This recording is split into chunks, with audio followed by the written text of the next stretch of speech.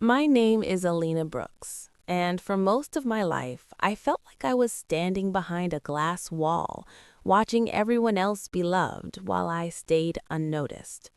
I'm 30 years old now, but growing up, it always felt like my family saw me as background noise, never the main voice. My older sister, Vanessa, was the pride of our family. She was confident, loud, and charming in ways that made people instantly admire her. At every family gathering, people rushed to hug her first, ask about her life, and laugh at her stories. Meanwhile, I stayed quiet in the corner, smiling politely, hoping someone would notice I was there too. Our parents adored Vanessa. My mom proudly framed her certificates and photos all over the house, while my drawings and designs stayed hidden in drawers. I loved art more than anything.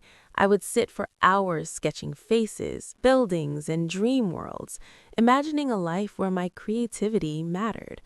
But when I told my parents I wanted to become a digital illustrator, they laughed softly and told me it wasn't a real career. Art is a hobby, my father used to say, not a future. Those words stayed with me for years, echoing in my head whenever I doubted myself. Vanessa, on the other hand, always received applause. When she got promoted at her office job, my parents threw her a dinner party. When I landed my first freelance design client, nobody asked how it went. It wasn't that they hated me. It was worse. They simply overlooked me. The moment that changed everything happened on Vanessa's wedding day. The venue was breathtaking, a large lakeside resort decorated with white roses and golden lights. I wore a simple blue dress and carried a carefully wrapped gift I had spent nearly 2 months saving for. It was an expensive coffee machine Vanessa had mentioned once. I remembered her excitement when she talked about it, so I wanted to give her something meaningful. When I arrived at the reception hall, guests were laughing and taking photos under sparkling chandeliers. I walked toward the seating chart, expecting to sit with family, but when I searched for my name, my stomach tightened. My name wasn't printed like the others. It was handwritten at the bottom, Table 19. I followed the directions, hoping it would still be somewhere decent, but when I reached the table, my heart sank. It wasn't inside the main hall. It was placed near the service door beside stacks of plates and noisy kitchen staff. A single folding chair waited for me there, squeezed into the corner like an afterthought.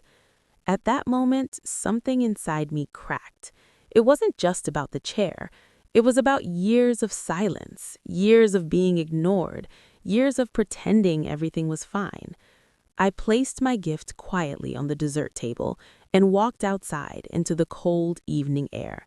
My chest felt tight, like I had been holding my breath my entire life. That's when Vanessa followed me.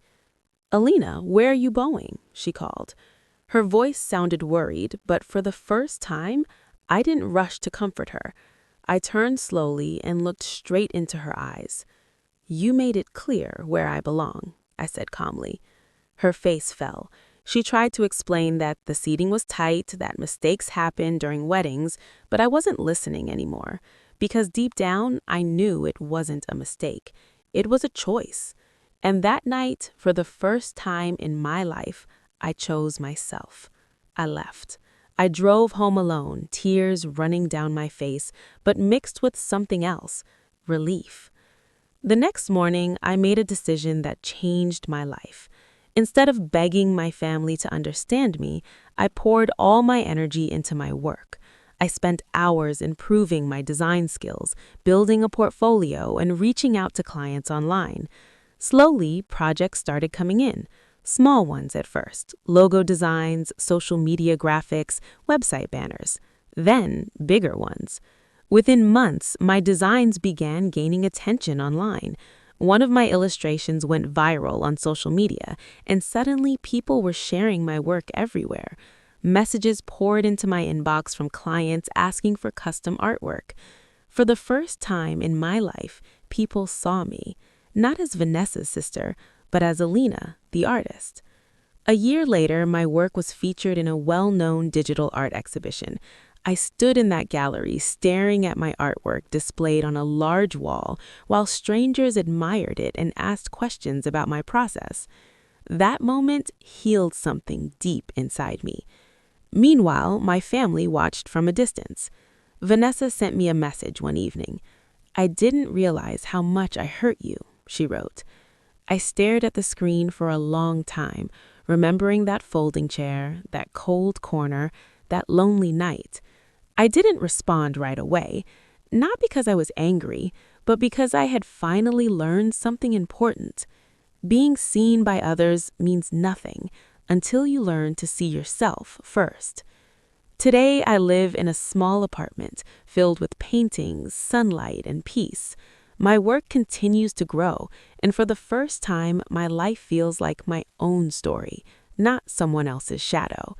And if there's one thing I've learned, it's this: sometimes the moment that breaks your heart is the same moment that builds your strength.